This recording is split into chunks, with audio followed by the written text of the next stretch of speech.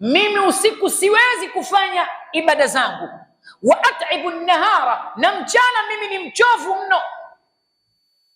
Sikiliza jawabu la mwanachuoni, anamwambia la ta'si llaha fi nahari yuqimuka fi llaili, usimuasi Mwenyezi Mungu mchana, atakupa uwezo usiku uweze kusimama katika ibada.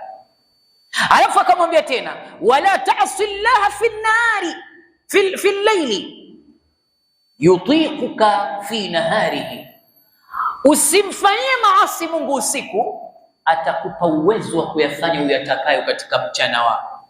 Katika jawabu jingine akamjibu in kunta fi nahari asiya wa fi llaili naima wa fi in kunta fi nahari bahima wa fi llaili naima wa fi lmaasi daima fakaifa yuqimuka man kana fi umurihi qaima. Sikiliza jambo lilikuwa zuri.